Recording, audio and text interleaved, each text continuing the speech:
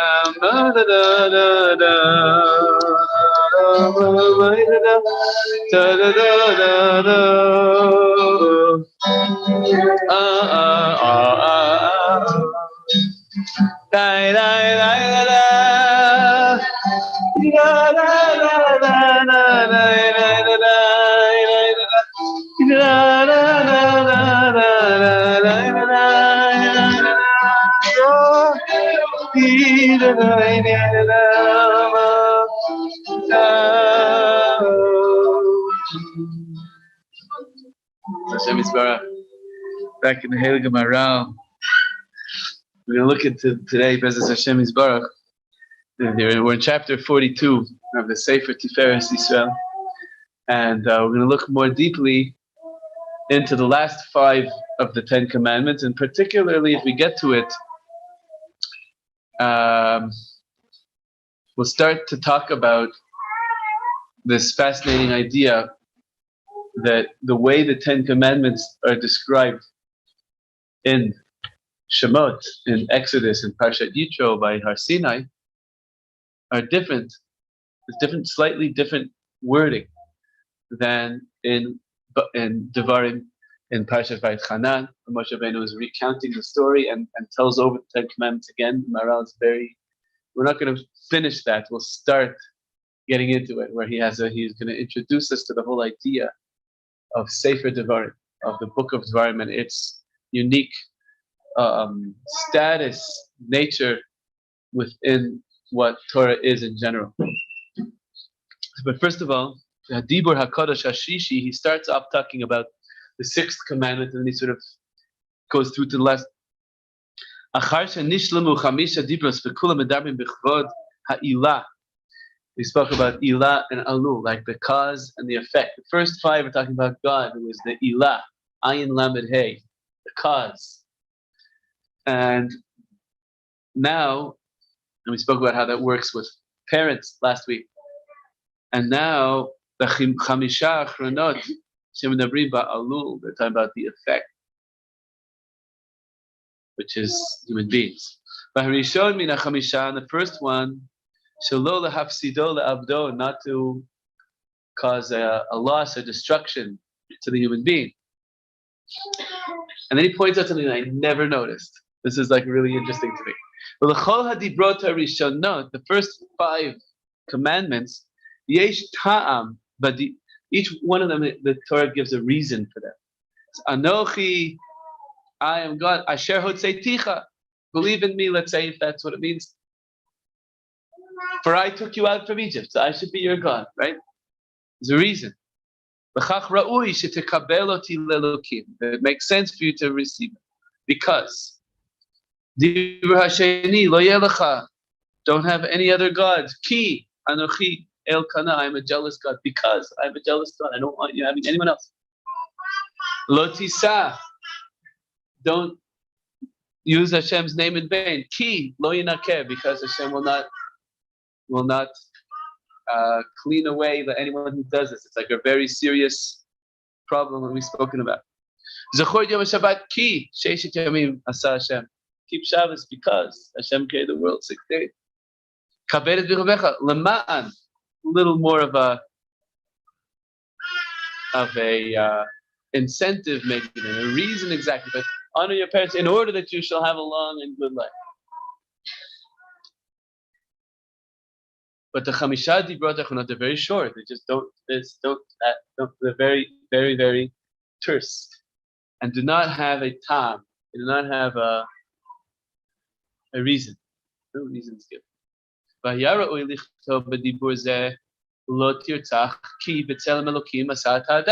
Very beautiful. Don't kill because Hashem has made the human being in the image of God. It would be perfect. It would fit so nicely into the whole. It's like a geschmack. I never saw anyone say that before. Maharal says, "Lo tirtzach." It should have been said, "Ki b'tzelem Elokim asat adam zayah." That doesn't say. Why not? The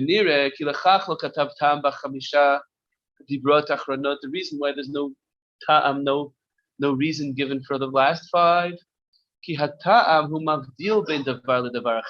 reason separates one from the other. The reason for Anochi is not the same reason for Loiya, is not the same reason for Motisa.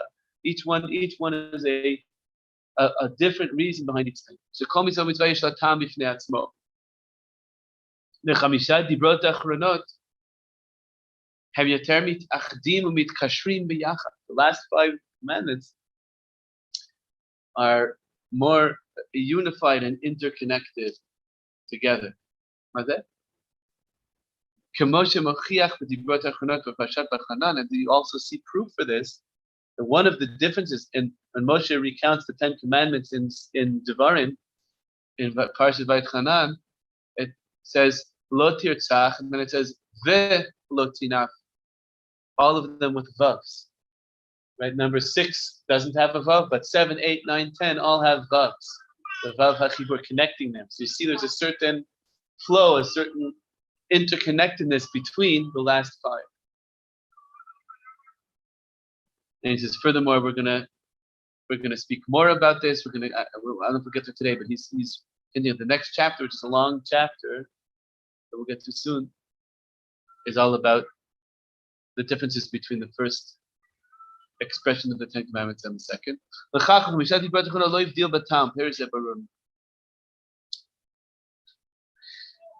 And then he refers us back to what we saw a few weeks ago about the order of the last 5, and it's worth it to just refresh our memories. This is back in chapter 36. We're now in 43. All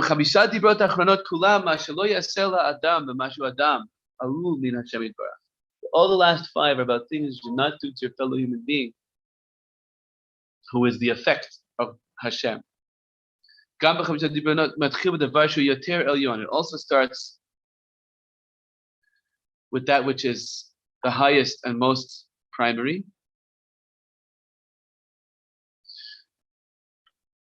The first of the last 5 is don't murder. By murdering, the person is sinning and in the very being of the human, which is the image of God. And then lotin af, adultery. It's not murder. It's not just wiping them away. We spoke about this a few weeks ago. This is an amazing. By breaking up between spouses. No. The ifa is isur eshet ish.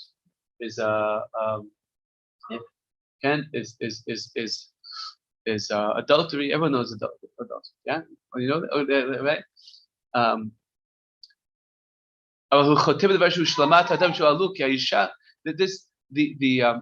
The human being, as Rashi points out in Bereshit, Perek Bet, lo tov hayot adam b'vado. It's not good for the human being to be alone. Something like that. It's not good for the human being to be alone.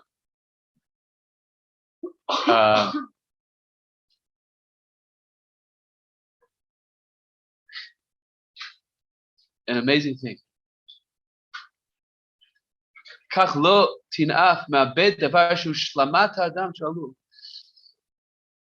by breaking up marriages, breaking the sanctity of marriages, you're breaking the very perfection and completeness and wholeness of the human being. Because about Hashem, the greatness of Hashem is his aloneness. He's only one. And Hashem doesn't have a spouse. Hashem is alone. But the greatness of a human being is that we're not alone, that we need each other. Okay? Very amazing thing. Very amazing thing. And so to break the sanctity of a marriage is like the next thing there could be to murder. Because it's the right, that's the seventh commandment, lo tina. It's right below lo tirtzach. And lo tirtzach is getting rid of the human being themselves. Just of course that's the worst there could be. But breaking the sanctity of a marriage, of adultery, lo tinaf, that's the next, because it's breaking the wholeness of the human being, which is the togetherness with the other.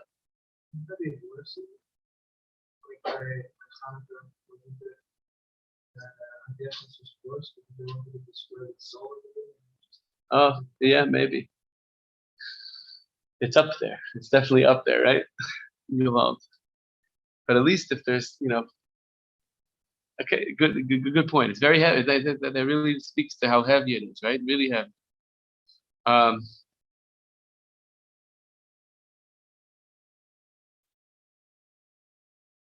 That's why the pasuk says, "Vaikrashmam Adam." Really, the term Adam in Hebrew is the name for both Adam and Chava.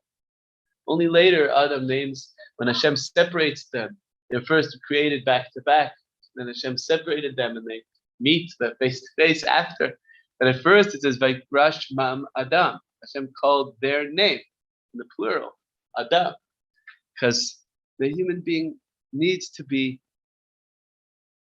Zachar and Nekiva Abraham by Krashmam Adam. Male and female, he created them and he called their name Adam.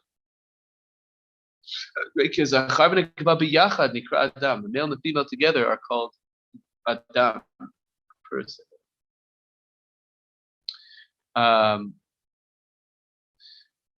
And then Lotignov is to bring into your officially Lotignov is not to kidnap a person, but it's also the root of all stealing of property as well. And the maharal relates to that also. You're not destroying the person and murdering them. You're not breaking the completeness of the person, but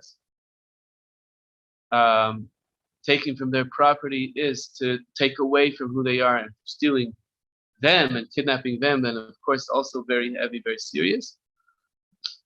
And not to bear false testimony is the next one.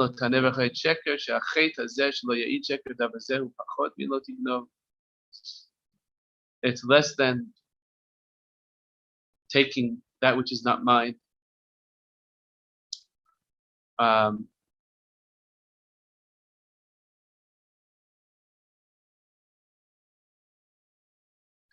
That by testifying falsely, I am warping, I'm hurting.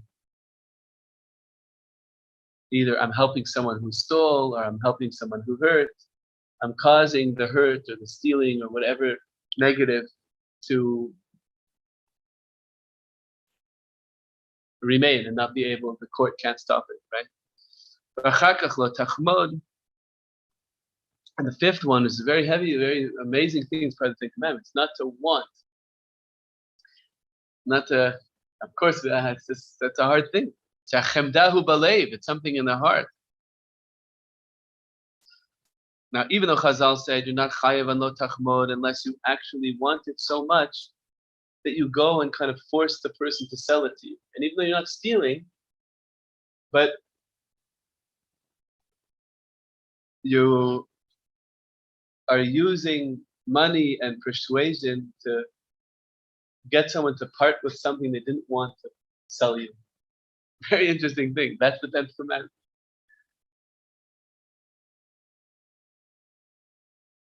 And but the essence of the chet, the maharal says, "Hu balev bilvad." Even though you're not officially considered having done lo tachmod until you actually go and convince the person to sell it to you. But the essence of the sin is in the heart, chemdat halev, and so it's lower than the dibur, the speech of bearing false testimony, where you're causing brokenness in society, you're causing crimes to be able to go unpunished and unstopped. You're stopping justice. What?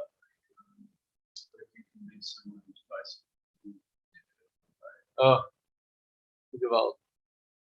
I once heard there was a salesman, and 150 years ago, as a Jewish salesman named Oppenheim. He said a good salesman is someone who can sell something that's not theirs to someone who doesn't want it. So I don't know how far it goes. Officially, lo tachmod is the buyer. It's on you. It's on the person. You have to basically be happy with your lot. In a certain way that I've seen in Sfarim, I forgot which sefer I saw this in, that the first and the 10th are related. If Hashem is really God, that means be happy with what you have. Right? That's Ezehu Ashir, who is truly wealthy, is Sameach v'chalko. The Mishnah says, be happy with what you have. That is something that comes from Emunah. להיות שמח בחלקו, אז אני לא חומד את הדברים של האחרים. אני לא חומד. So we're going from לא תרצח, שזה ממש להשמיד חס ושלום צלם אלוקים, לא תנאף, שזה פוגע והורס את השלמות של האדם, שזה האישות בין איש לאישה, שהוא ההפך מהיחידות של השם, אז זה היופי שלנו, לא תענה, לא תגנוב, is לא לעבור את הגבול, between one person and the other, don't steal, take things into your property that's not yours, it's the person, it's the thing. לא תענה, עדות שקר, that's stopping justice in society and causing pain and crimes and גנבות ונזקים להתקיים, זה עוצר את הבית דין מלהביא צדק עם מעידים עדות שקר. And then לא תחמוד, the עדות שקר is with the דיבור, and לא תחמוד is בלב, not to want what someone else has so much that you go and you take it, or you force them to, מכריחים, לא עוברים בסוף על לא תחמוד, עד שמכריחים את השני למכור את מה שאתה חומד.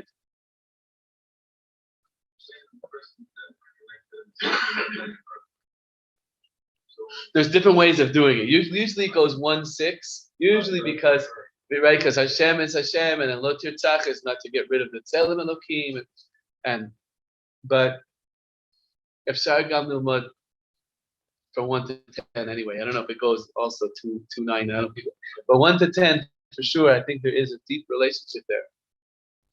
If I really believe in Hashem, then ani. Yesh Torah mea Shiloach, Rebbe Ishbitz Rebbe says, when do you really have something? Reb Shlomo was really big on this Torah. Akinyan hu cheshek badavar means when I really have something, it means I want it. It's a very amazing thing. It means when I really know the things that I have are from Hashem. We were talking before about a big Vesper Chosed Adar. I still don't remember his name. But the other Rosh Yeshiva, there were 3 Rosh Yeshivas. There's Rabbi Chaim Rosen, Levi Tzach Bender, and one I told you about at the airport, but I'm forgetting his name. In any case, Rabbi Levi Tzach Bender Zatal, his mother, made him a scarf or something, a sweater, a scarf. Algalo Saif, that's a scarf. Yeah. And what was the story? I don't remember the details, but it got left behind.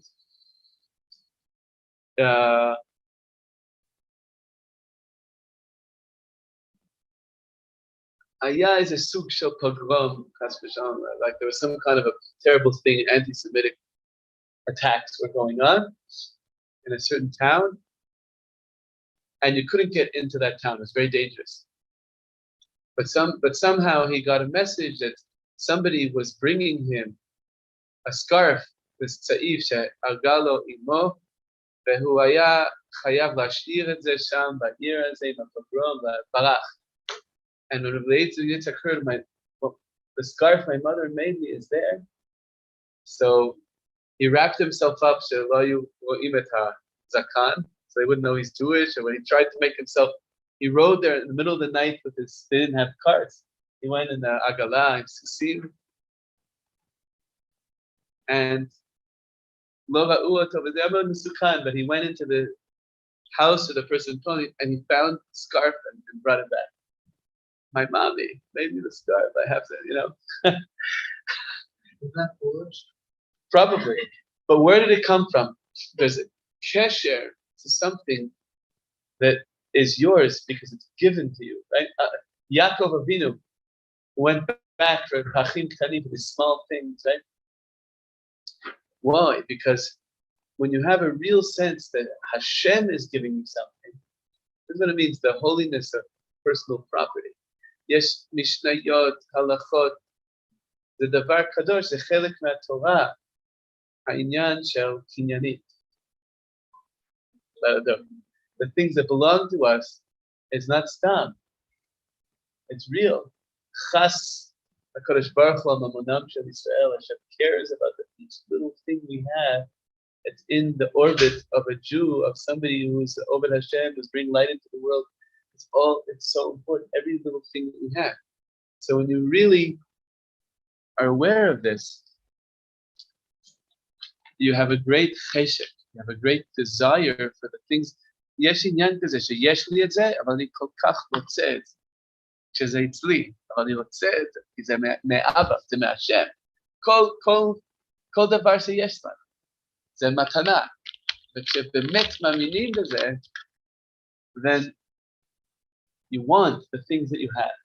It may sound a little paradox or not logical, but yes to the davar, to want what you have. And in fact, that's what the Ishbitzer that Meir Shilach says, that's the definition of real, true having, when you really want what you have. Sameach bechelko. It's what's the simcha? It's from Hashem.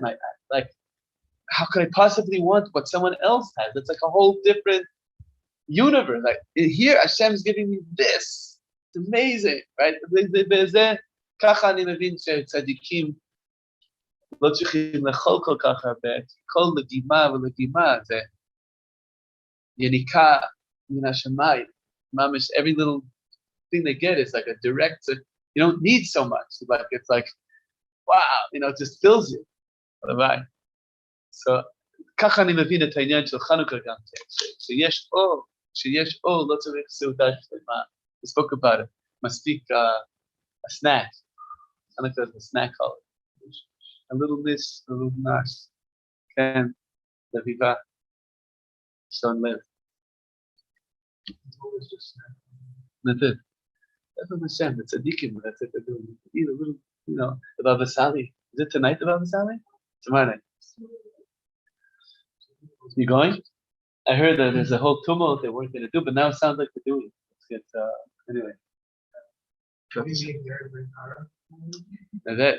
I don't think I'm going to be able to be here. I will have this whole bar mitzvah going on. I would love to understand my son. We're like Shabbos. He's lating. We're having the family's coming in, sudas, and everything's going to be a whole.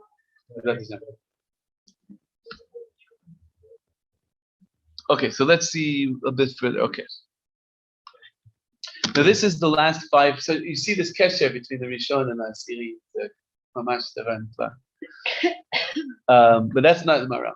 That's just a little bit somewhere. I don't know where I saw that exactly. Ishbitz or whatever. Okay, now we'll go into Perek Arba'im V'Shlosha, chapter 43. B'chilufim sheyesh ben dibrot rishonot. Now this is going to be two parts. We're going to start this tonight. We'll do this for like 20 minutes, and then we'll finish next week about the differences between the way the Aseret HaDibrot are in the first place in Yitro and the way they are in Vayit Chana. B'chilufim sheyesh ben dibrot rishonot beParshat Yitro ben dibrot the Parshat Vayit Chana Mishnah Torah. Kasher ra'inu b'dibrot Parshat Yitro dibrot Mishnah Torah matzanu chiluf b'nei. There are lots of differences. First of all, he lists a bunch of them. It says lo yelecha. It says that you should not have any pesel, anything. It says ve kol tmuna, and any picture. And b'dibrot rishonot it says kol tmuna, without a vav. Notice it's like everything, right? Barishonot ktiv al banim al shilashim v'ribaim, and Hashem will bring reward. B'dibrot achronot it says al banim al shilashim. Doesn't say ribaim. Doesn't mention the fourth generation. The Reb Shlomo, the first said, it says the Shomrei mitzvotai, to those who keep my mitzvot, mitzvotai. And in the Dibrot Achronot it says the Shomrei mitzvotav, his mitzvah. Although it is true that it's written with a vav, but you pronounce it with a yud, mitzvotai. There's a Greek team. So we have that two places in the Torah where it's written one way, you pronounce it a different way, but still the vav is there at least written. And the famous one on Shabbos, it says Zachor et Yom HaShabbat L'Kodsho, remember the Shabbos day in the first set. V'divrot Shniyot Shamor, keep, safeguard. V'divrot Rishonot Loktiv Shorcha V'Chamorecha. The first ones don't mention your ox and your donkey, that they should also rest. And the second one says, Shorcha v'chamorecha, your ox and your donkey. With the Shana, the first one it says, Behemtecha, and it says the general, so it doesn't say ox and donkey, but it says your animals. And the second one says, V'chol behemtecha, and all your animals. Notice the mamish, razor, laser, sharp, whatever. With the Shana, Lamanya Nuach, the first Dibrot says, in order that your household to have rest, the second one doesn't say in order to have rest. There are a lot of differences with Shabbos. The first set says, why should I keep Shabbos? Because Hashem created the world in 6 days and rested in the seventh. And the second set doesn't say like that. Ki eved hayita be'eretz Mitzrayim. Doesn't mention creation. This is why also in Kiddush we say Zikaron, Masev Reshit, and Zecher, Yetziat Mitzrayim. So we say both those things in Kiddush because it's connected to the two reasons for Shabbos and the two wordings of the fourth commandment. The Dibur Kaved, in the Dibur of honoring parents. In the first set it says, Kasher tzivcha Hashem Elokecha, as Hashem commanded you. And the second one it says, Kasher tziv. It doesn't, Loktiv, sorry, the first one doesn't say Kasher tzivcha. The first set does not say, as you commanded by God. And the second one says already, as you were once commanded. Because they had already received, when they stopped on their way to Har Sinai, they stopped in a place called Marah, where they were already taught certain commandments, and one of them was honoring parents. He's going through a big list here, and next week we're going to open it all up. The first command set doesn't say in terms of honoring parents in order that it will be good for you. It only says so that you should have long life by honoring parents. And the second one does have, it says Yitav and Yarach. Elo achilufim. These are the differences. And ben chamesh dibur rishonot shepashito ben chamesh dibur rishonot shemishpat Torah. These are the differences in terms of the 5 first commandments. And we only went through the first 5.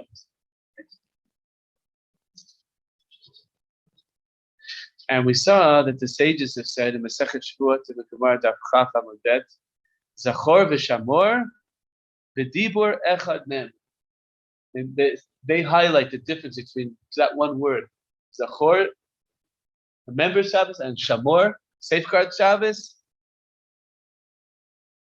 that they were said in one utterance. Which is something that the mouth cannot speak and the ear cannot hear. Going to explain that in a minute.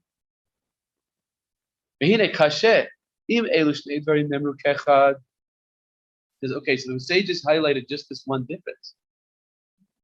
It's okay if these two were said as one, great. Why?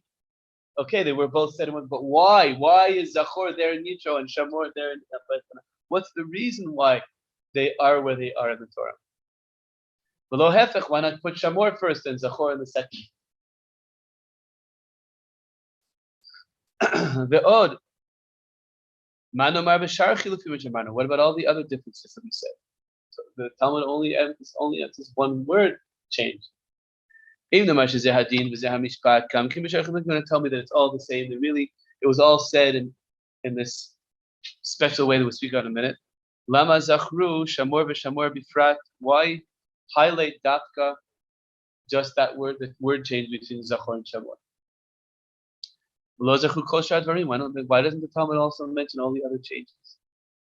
Yeah. He's being very, he's not missing a beat with everything, right? Both in terms of what the changes are and how the Talmud relates to it. It's got a lot of questions. Great, opening things up, right?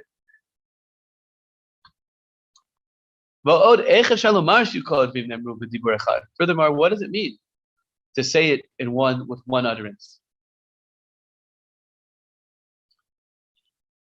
And so this he tackles first of all. What does that mean? He says a bunch here arguing against the Ibn Ezra, but I'm not going to get into that right now.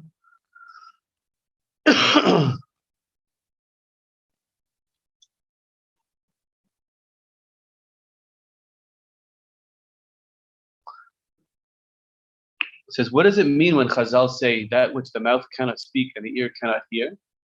What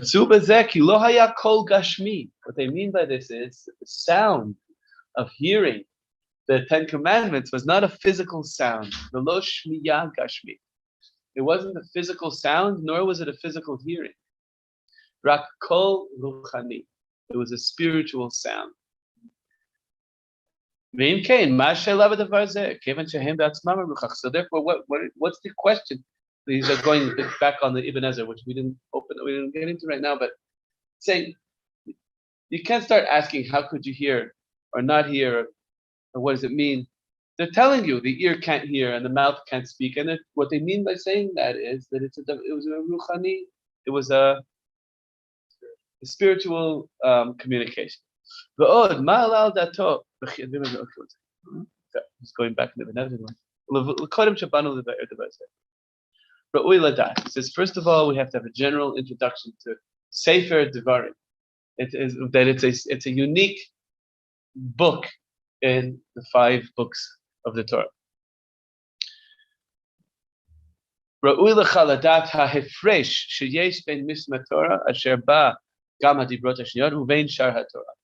To know what the difference is between the Deuteronomy, the Mishnah Torah. Deuteronomy literally means Mishnah Torah.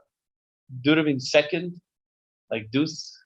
And anomy is teaching, something like that. I think astronomy, like Mishnah Torah means a second teaching, right? Like a rehash, a repeating of. There are a lot of new things also there, but it's called by Chazal Mishnah Torah.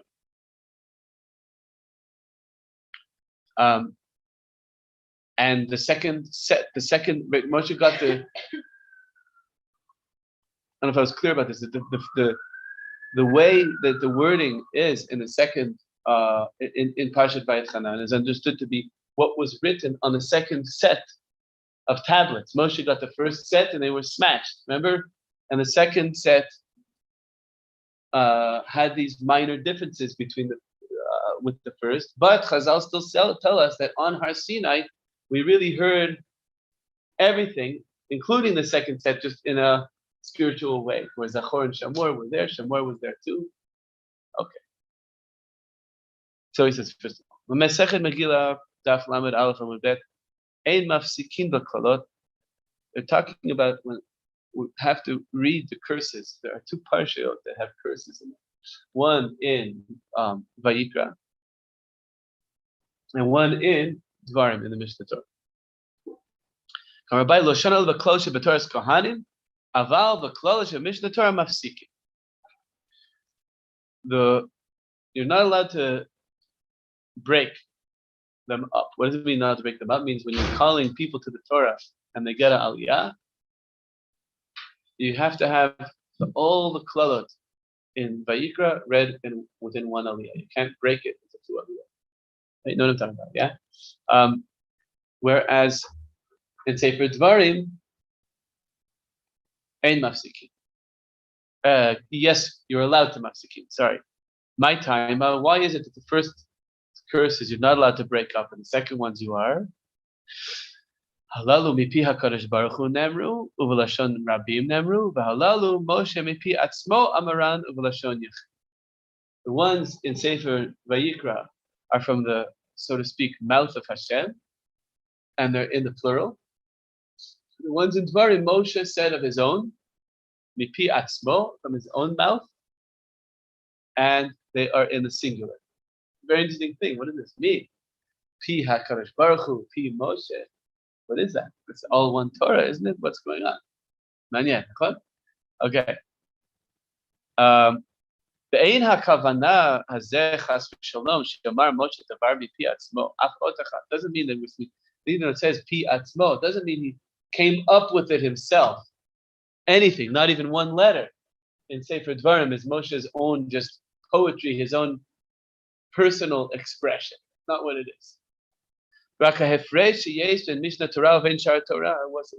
the difference between Sefer Dvarim and the whole rest of the Torah? There's two aspects to what Torah is.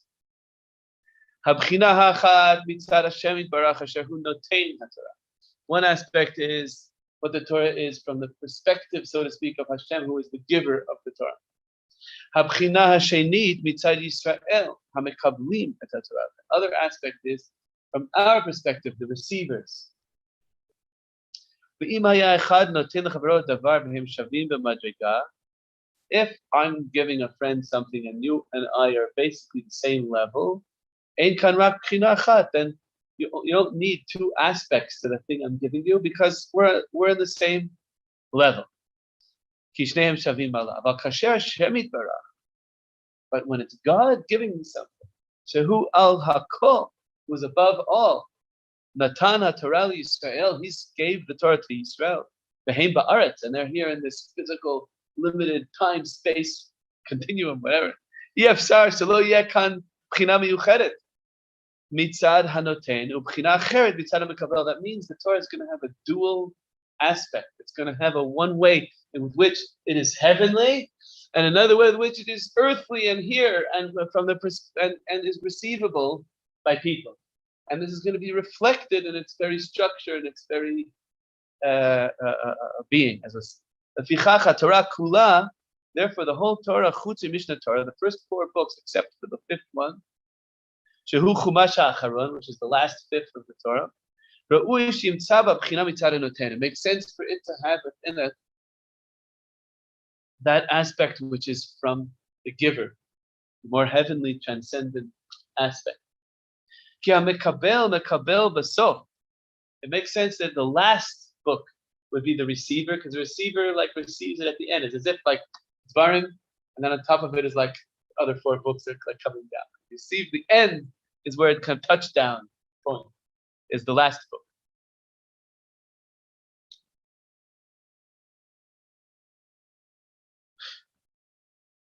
Ve'az hamekabel mekabel. When the giving is finished, and then the receiver receives. Lefichach nikra mishneh Torah. Therefore, that's why it's called like a repetition of the Torah. Mishneh, like leshanot, means to repeat. As if it's its own special thing from the side of the receiver. One of the very cutest things in the world is when little kids go to sleep at night.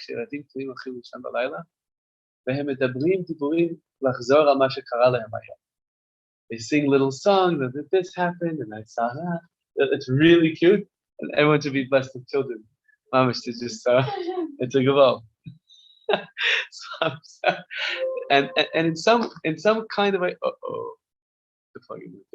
in some kind of a way, we do this also. We like when we receive something. We had a day that we received, right? So we repeat it like as you're going to bed, and you're like there's almost like a spiritual chewing of your cud. You received it, you got it. It's gonna move the table where it is. Untangling the stickle. It's great.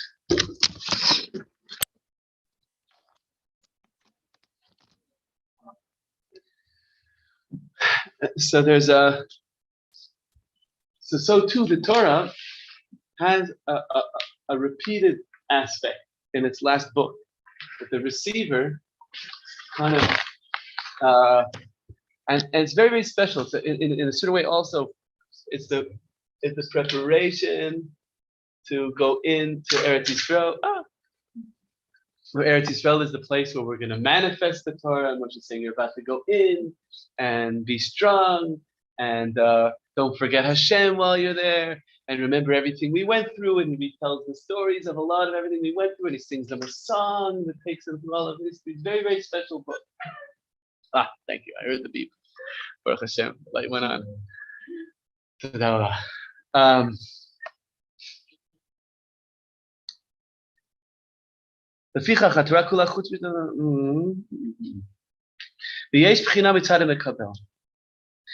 And that's also how Sefer Dvarim starts off.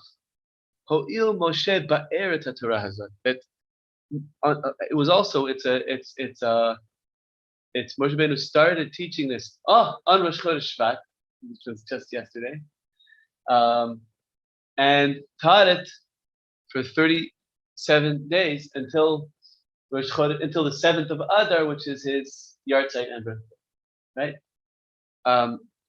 And it is like his parting words to Am Yisrael and elucidating. He's focusing on Ho'il Moshe ba'er. Moshe was explaining it, was rehashing it, and in so doing, explaining and going deeper into it. The receiver needs more explaining. There's like the thing itself, then there's like the explaining of the thing. This is the difference between the first 4 books and the last book, the fifth Deuteronomy, the Mishnah Torah.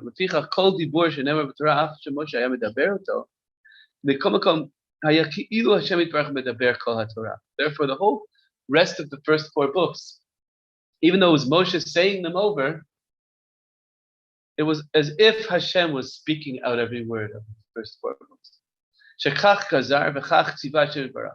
This is how Hashem wanted it to be. This is how He commanded it. He would put the words into Moshe's mouth. Moshe spoke, and God, maybe it means amplified His voice, different ways of explaining what that means, but Hashem was putting the sound into His mouth.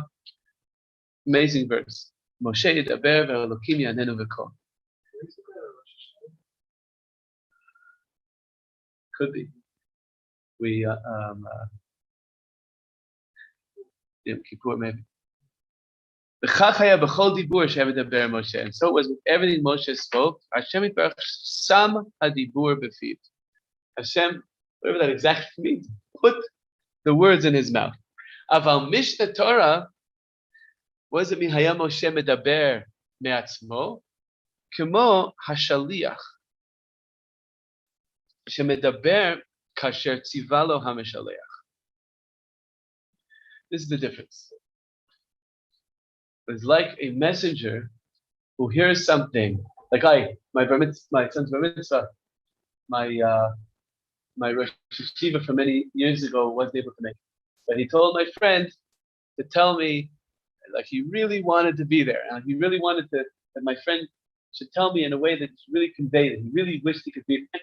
And he said it like, no, I'm not that, he really, really wanted, like he said, like in this like very emotional kind of, I said, I said, so, not a video, but it was, in other words, it was from him. I really felt like the message, the impression that he made on my friend came through to me. It was a very cool experience. I was also in a very, I was very sensitive at my son's bar mitzvah. In any case, so whereas so on the one hand there's like Shechina medaberet mitoch grono shel Moshe, like it was literally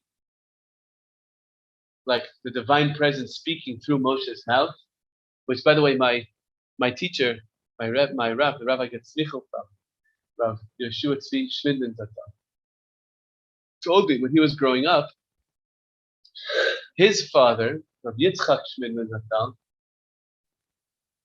who had yeshiva in New York and played a big role in getting in the education and kind of inspiration of Reb Shlomo Carlebach.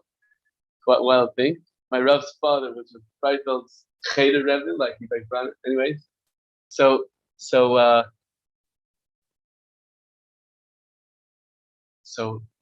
Yeshua Tzvi Zatzal, my Rav's father, Rav Yitzchak, used to speak. Rav Yitzchak Shmilin, I used to speak to Rav Moshe Feinstein on the phone. Not often, but questions would come up, and they would talk on the phone. And they had two phones in their house. This was back in the day where phones were plugged into the wall.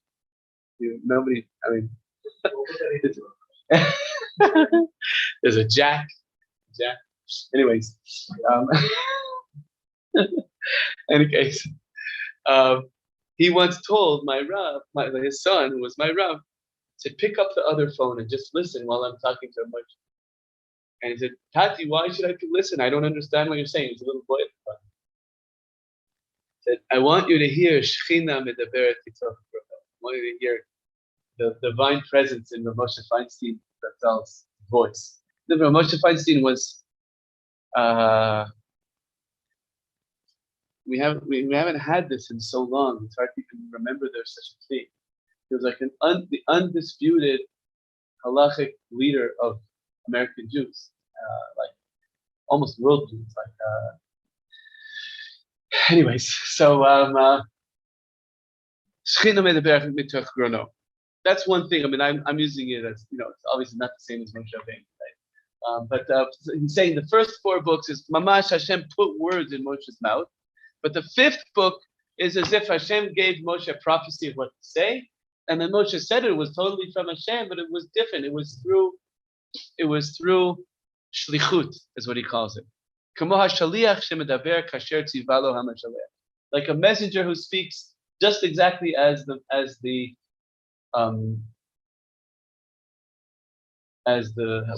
what do you call them? What? The sender. Yeah, asks them to, right? This is what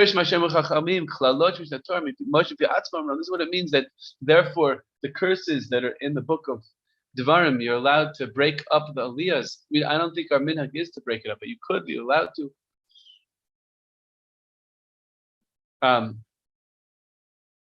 Because Moshe said it from his own. It means Hashem wasn't putting those words right into his mouth. Because the purpose of the second of Dvarim was to make the Torah receivable, was to put into it a aspect that is more to the side of the receiver of the Torah. The receiving happens through the person, through through that which is closest to the receiver. HaKabbalah hu ayidei mi shekarov el hamekabel. Ki hamekabel hu ikar, the Mishnah Torah. In that book of Mishnah Torah, the essence of it is not about the giver, the essence is about the receiver. It's still from the giver, but it's more on the side of the receiver. Therefore, it was through Moshe, who, even though he was an amazing person, was a person and was closer to us. Klal hadavar, general rule here is, Hashem was giving and we're receiving. And the receiving happens at the end. Zehu Mishnah Torah Shehi Basov. This thing, this repetition, like a child in a bed, repeating words. And therefore, the way that it was said was more from that which is appropriate to the receiver. In that book, the receiver is the essence. The Hainuki Mishnah Torah La'osufi Ati Leva'er Yoter. It was given to add on and explain further. Kasher Ra'ui Lemekabel. For the sake of the receiver, what was needed and appropriate to the receiver. Zehu Ikar Gadol. This is a great essential teaching. And with this understanding, we're going to be able to explain all the differences between the wordings of the first tablet and the second tablet. So B'ezrat Hashem, we'll do that next week. B'ezrat Hashem, it'll be fun, and you'll really get deeper understanding. Pleasure.